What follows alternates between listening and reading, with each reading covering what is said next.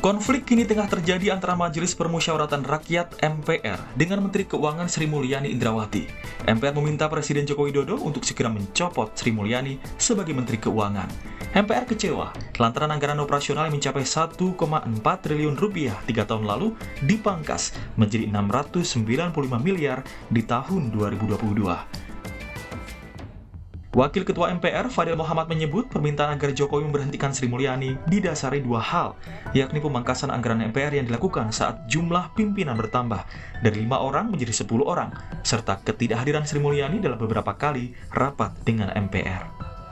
Lagi rame-ramenya mempersiapkan untuk PP, untuk haluan negara, pokok-pokok haluan negara yang diminta oleh partai-partai yang ada, dan masukan begitu banyak dari masyarakat. Tidak cukup uangnya, Bung Fadel? Tidak cukup uangnya itu? Cukup. Itu uang hanya untuk yang diberikan sekarang, hanya untuk digunakan selama 6 bulan saja. Maka selama 6 bulan berikutnya itu, hampir semua anggota MPR tidak ada kegiatan. Ketua MPR Bambang Susatyo juga menegaskan sudah beberapa kali diundang oleh pimpinan MPR, Sri Mulyani tidak pernah datang. 2 hari sebelum diundang rapat, dia selalu membatalkan datang. Ini menunjukkan bahwa Sri Mulyani tidak menghargai MPR sebagai lembaga tinggi negara. Menanggapi keluhan MPR, staf khusus Menteri Keuangan Justinus Prastowo menyatakan pemotongan anggaran dilakukan untuk penanganan COVID-19 dan membantu rakyat miskin. Sama-sama sedang berupaya menghadapi pandemi. Dan persis di saat-saat itu, sekitar akhir Juni sampai dengan September, adalah saat ketika varian Delta menyerang kita. Begitu banyak hal harus diselesaikan dalam jangka sangat pendek, maka dilakukan refocusing anggaran tahap keempat. Jadi Bung Aiman, kita sudah melakukan 4 kali refocusing anggaran tahun 2021. Dan untuk anggaran MPR, kita hanya lakukan refocusing 2 kali. Ribut-ribut antara MPR dengan Sri Mulyani mendapat tanggapan dari Forum Masyarakat Peduli Parlemen Formapi. Ketua Formapi Lusius Karus menilai sikap MPR kekanak-kanakan. Dia justru meminta MPR menunjukkan hasil kinerjanya dan peka terhadap krisis akibat COVID-19. Apanya yang bisa dibanggakan dari kegiatan sosialisasi 4 pilar itu? MPR semestinya lebih bijak dalam merespon sesuatu agar tak justru merusak citra lembaga itu sendiri. Efisiensi anggaran yang berdampak pada pengurangan jatah anggaran untuk lembaga bukan sekedar gaya-gayaan seorang menteri keuangan. Ada kebutuhan nyata yang muncul karena situasi pandemi.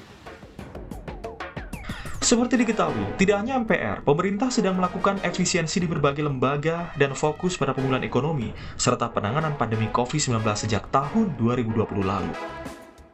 Tim Liputan, Kompas TV. Pernah menjabat sebagai Direktur Pelaksana Bank Dunia, di IMF juga bolak-balik menyabet gelar Finance Minister of the Year, masuk papan Forbes The World's 100 Most Powerful Women, sebut apalagi prestasi seorang Sri Mulyani. Tetapi jabatannya sebagai Menteri Keuangan diusulkan dicopot oleh MPR yang kesel karena anggarannya digunting. MPR ngambek, skill tingkat Dewa Sri Mulyani mengutak-atik APBN demi pemulihan ekonomi malah dimusuhin. Kompas Bisnis mengulasnya dan biarkan data yang berbicara. Saudara, sebenarnya apa sih yang membuat bapak-bapak di MPR ini ya ngambek terhadap seorang Sri Mulyani? Rupanya karena Menkeu berulang kali diundang rapat namun mangkir tidak hadir. Undangannya tidak dipenuhi. Lalu usul Menkeu dicopot, ini cobalah biar masyarakat yang menilai.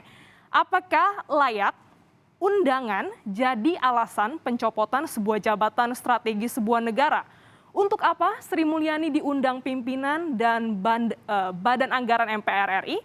Jawabannya untuk membahas terkait dengan refocusing anggaran COVID-19, termasuk anggaran di lembaganya. By the way, sebenarnya yang dipotong bukan hanya MPR saja kok. Mari kita tengok berapa nilai anggaran yang ditata ulang oleh Sri Mulyani sepanjang tahun di 2016 sampai saat ini. Kurang lebih angkanya seperti ini, saudara. Dari 2016 sampai 2020, rata-rata anggaran MPR ini naik 0,9%. hampir kurang lebih 5 tahun ini naik ya. Lalu tetapi ada guncangan yang pertama terjadi di tahun 2000, yaitu adalah ketika COVID-19 melanda di Indonesia. Anggaran yang ditetapkan dari 603,67 miliar rupiah, ya ini angkanya miliar rupiah, turun menjadi 576,12 M. Ya, di tahun 2021 anggarannya naik lagi. Menjadi dari tadinya 576 ini naik jadi 750,87 M pada tahun 2012. Miliar ya, ini angkanya adalah 750,87 miliar rupiah di tahun 2021. Mengalami kenaikan, tapi namanya pandemi belum selesai, saudara. Kemiskinan, pengangguran di mana-mana, sedangkan di saat yang bersamaan, defisit anggaran juga dibatasi demi kesehatan utang negara. Apa jalan keluarnya? Semua harus berhemat, kencangkan ikat pinggang ya. Termasuk anggaran MPR yang di tahun 2022 mendatang turun lagi di angka 695,7 miliar rupiah. Berkorban bersama untuk pemulihan ekonomi, refocusing anggaran menjadi atau bahasa sederhananya adalah penataan ulang anggaran. Ini tidak hanya terjadi di MPR saja, saudara. Banyak pos belanja negara yang anggarannya juga dipotong oleh Kementerian Keuangan. Terakhir kami coba pakai data dari Kemenkeu di bulan Juli 2021 ya. Total ada 86,2 triliun rupiah dana negara yang dialihkan untuk penanggulangan COVID-19. Berasal dari mana saja sih dananya? Kita sebutin satu-satu ya. Ini terkait dengan dana dari belanja kementerian dan juga lembaga. Contohnya adalah Kementerian ESDM. Kita ambil contoh, saudara ya. Anggarannya tahun ini dipotong sampai 4 kali loh. Total nilai yang dipotong, yang dipangkas adalah 2,2 triliun rupiah. Awalnya nilai anggarannya adalah 7 triliun.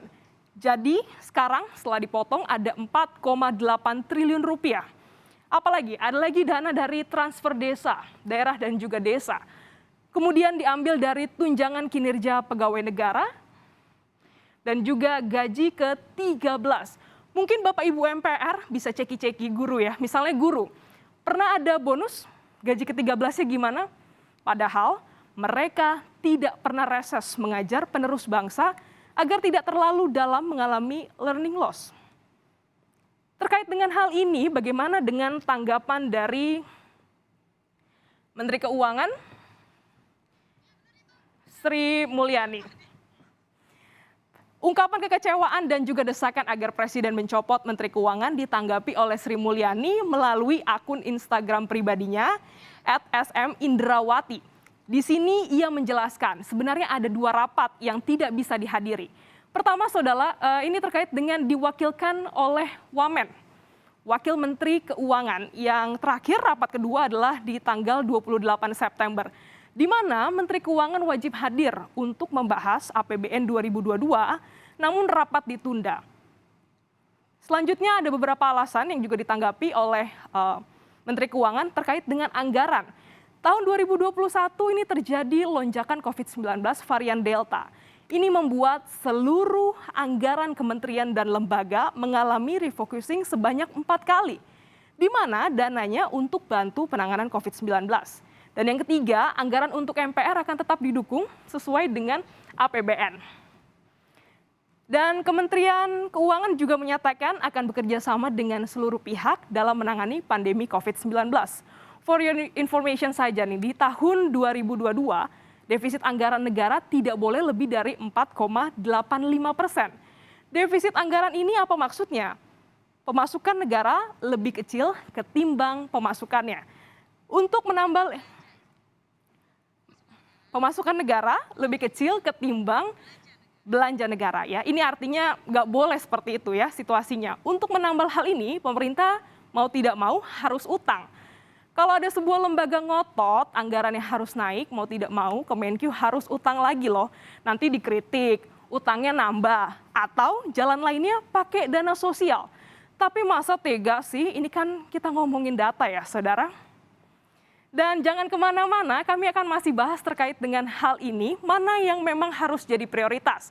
pemulihan ekonomi, atau menggendutkan anggaran MPR?